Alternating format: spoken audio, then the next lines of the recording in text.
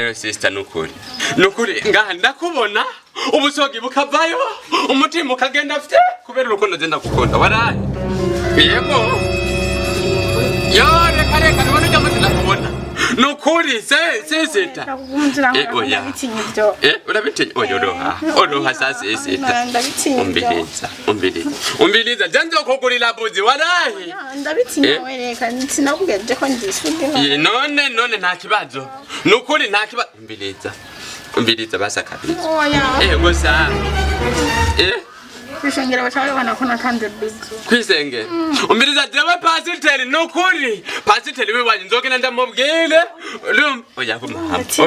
oya ndatinya oroha sisi nukuri oroha oya basi era uma hamwe oroha nawe oya ndatinya oya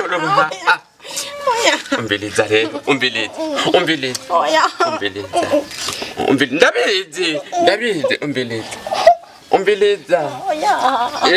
oya sa guma hamwe ngorane rero z'abantu bakiri inkumi nizi oroha gumeye oroha sawa oroha sisita oya ndatinya utinye iki none utinye iki basa akabizo basi nkenda kureka nukuri laba nukuri oya none wemere mfaliko none nungundi nungunda none oya umbiriza sisita nukuri jewe urumva urumva oya nta na kimwe nangorane nukuri nungunda none ndagukunda none nuzaka none ko tuzobana ndawera mama oya nukuri sisita nukuri oya emera sawa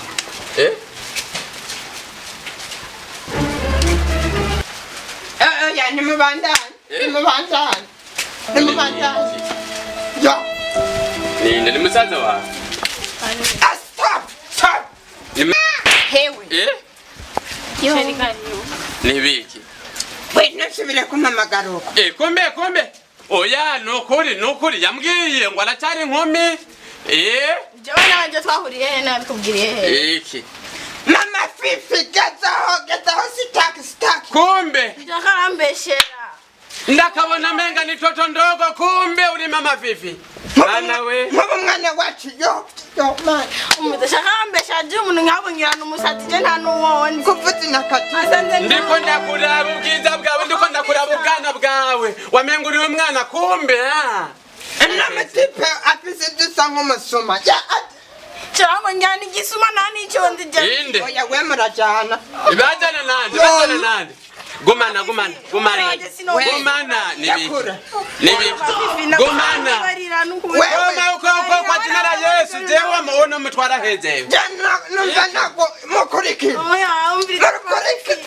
babarira no kuri cyo umuntu nawenzi wa ndakwita ku sifle umuntu sindamuzi okay wamuhaye kangahe jena nanimwe mukurikire rero umve papa fifi urabona n'ibintu waneze papa fifi babarira basi ubu mvuye mu kiyede nshitangasa nguri ko wapire bari bayigejeje kuri papa fifi jira bitazi ubu rero kugeza ubu sinshaka kugenda muri vakansi oya papa fifi oya vraiment umwana wanje stand out mvuze gute babarira basi kandi iyo umuntu ataravuka babarira papa fifi umve babarira uretse ko musigaye mugaya ngo ngiye ku kazi ntabwo asigara aratangapira ntabwo bibiri rasiyo nkajya ikiro cy'ingurube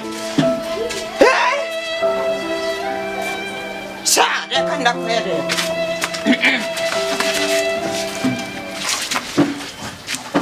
ndakwereke nikoze ntafite nabi